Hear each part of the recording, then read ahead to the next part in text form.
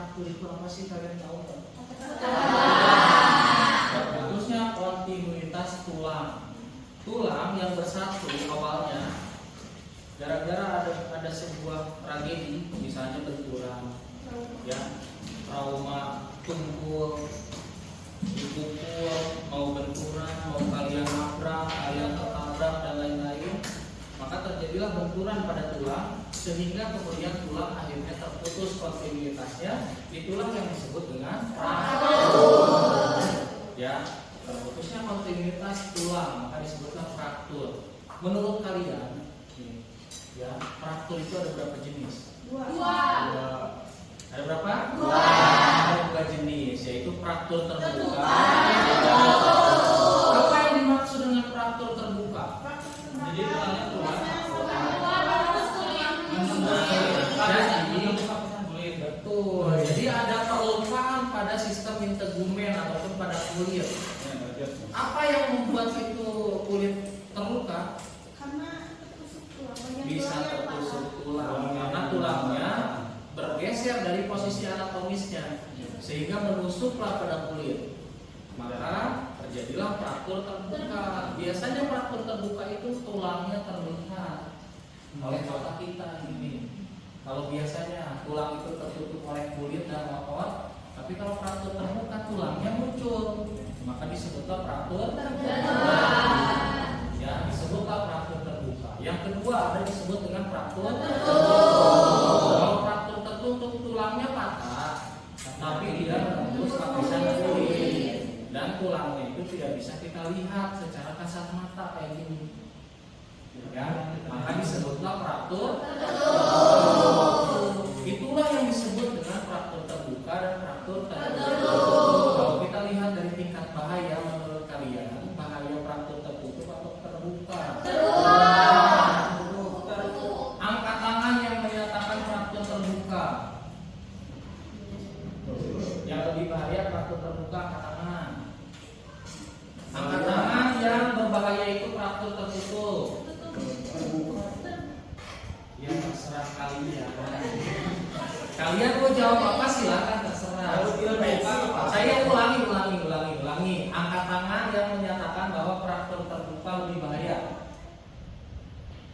1, 2, 3, 4, 5, 6.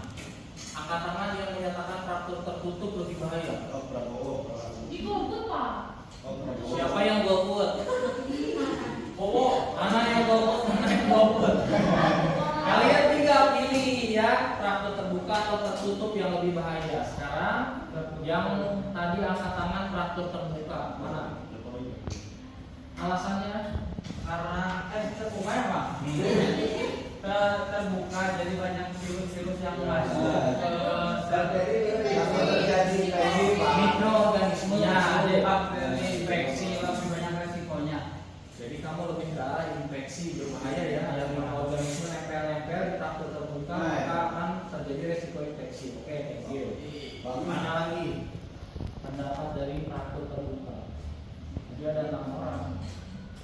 Kalau saya sama saya. Terbuka kok. Terbuka lama. Tahan lama, terbuka, tahan lama. Terbuka. Sama jawabannya kayak itu. Infeksi, Pak. Kayak Kayak infeksi, Pak. Nah, bisa membuat pembuluh darah tertutup. Kemudian terjadi perdarahan. Hipovolemi. Oke, angkat tangan yang tadi tertutup mana? Alasannya? Banyak penumpukan darah. Banyak Pembuluh darah yang pecah-pecah. penumpukan darah atau penumpukan darah di interstisial ya. Jadi terjadilah sindrom kompartemen namanya. Ya, terjadilah sindrom kompartemen yang membuat kita nggak tahu, tiba-tiba pasiennya tidak sadar gara-gara shock. Kita nggak tahu, nggak bisa melihat darahnya dari mana, tapi pasiennya tiba-tiba nggak sadar aja. Kita bingung dong.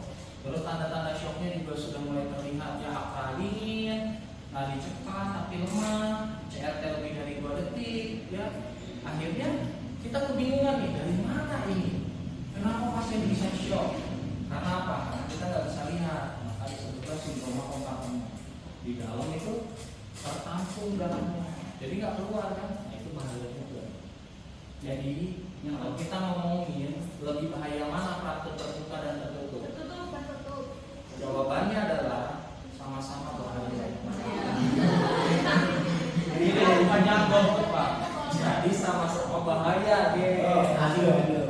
Ya nggak? Setuju nggak kalian?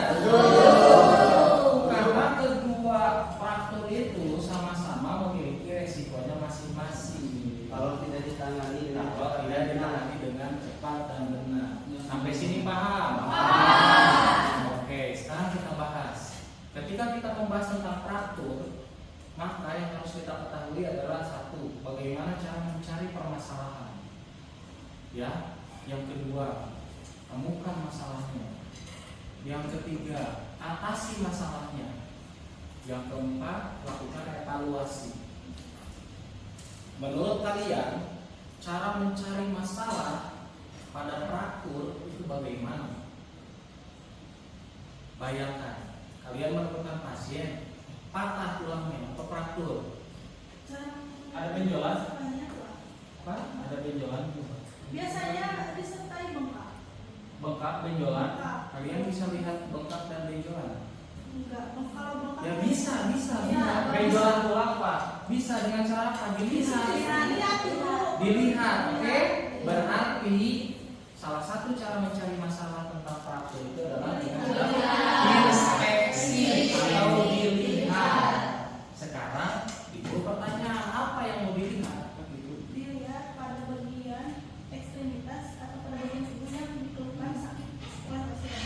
Nah, oke, apa saja yang dilihat tadi? Salah satunya apakah ada ekspresi sakit atau tidak. Jadi rumusnya adalah kalian harus mencari BTLS.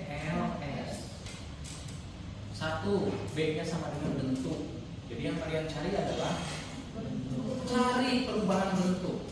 Nih sebagai contoh, saya tidak mengalami fraktur. Lihat tangan saya. Bisa buka tutup? Bisa diluruskan? Bisa dibengkokkan? Bisa putar-putar? Tidak ada perubahan bentuk. Tidak. Gak percaya saya Pak. Sama nggak bentuk tangan saya sama kalian? sama. Nah, coba cek tangan kalian. Sama nggak? Kalau ini main dulu. Jangan sebut hidung, sebut aja genut.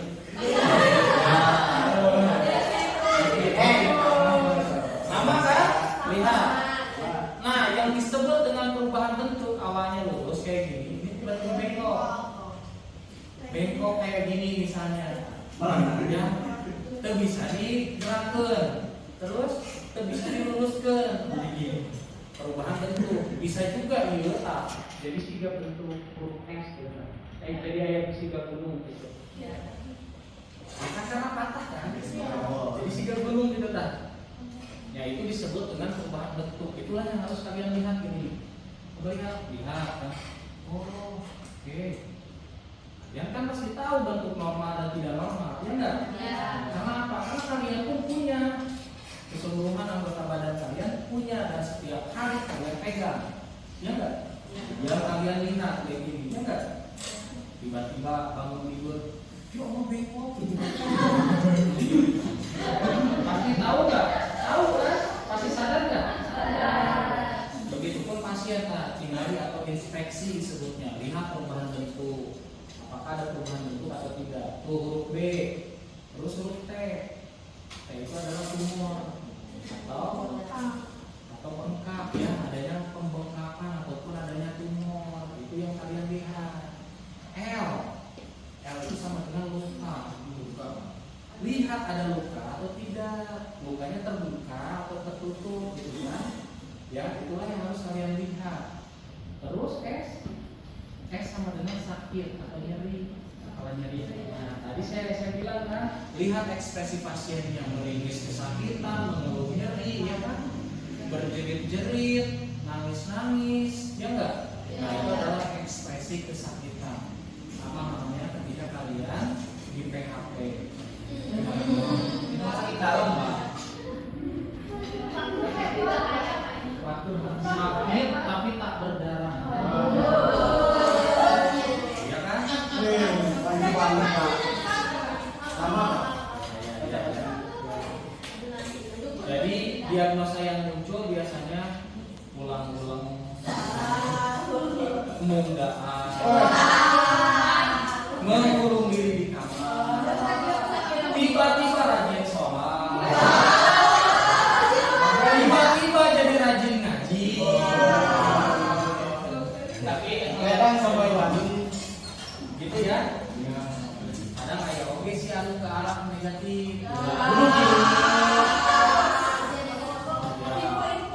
Cici di pinggir kolam, busur, kayak ngelamun, mungkin apa-apaan kemana-mana ya. Maka, nah itu yang disebut dengan BTLS.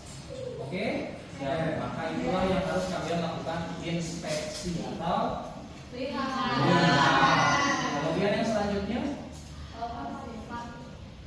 kumaha deui cara mencari masalah praktur selain dilihat dipalpasi atau diraba dari ujung kepala sampai ujung kaki, semua bentuk tulang, semua jenis tulang kalian pegang dari mulai kepala pegang kayak gini semua ya. Tapi meraba dan penekanannya itu harus pakai perasaan, pakai tangan.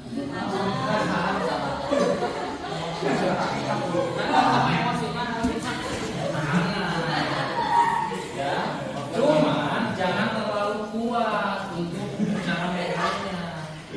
Jadi saya bingung kalau misalnya palpasi pakai perasaan. Biar nyaman, Pak. Supaya biar nyaman, rileks gitu, Pak. Oh, sama langsung apa? Beda lagi. Ya tanagana kurangan, maksudnya gitunya. Oke, palpasi dari ujung kepala, pegang-pegang kayak gini semua tulang. Tulang, mana-mana antara gelas disebutnya tulang. Iya enggak? Lamun itu bisa tegas naon? Aduh,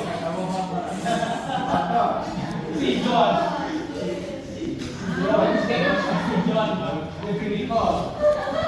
Memiku bisa tegas, kayak gitu. Oh iya hiku kan? Enak tahan nafas kan? Oke, itu salah satu contohnya. Jadi mungkin cuma ulah dicekelan. Gila aku ayo betul di gudang. Bisa Pak. Wah, betul mau udah.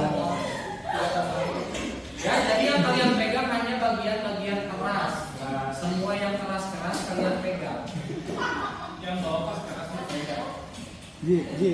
Belah. Ya, dipegang-pegang seperti ini sampai dengan nanti bagian clavicula pegang, sternum, costa, tong dilatih, costanya pegang costa, kayak gitu semua sampai bagian belakang pegang semua, kaki, pelvis digoyang-goyangkeun kieu. Aya nu loncat tuh, ada. Biasanya kan nu loncat tuh pasti di situ. Berarti gopek, kan? Ya, oke lah, begitu. Kan udah kan?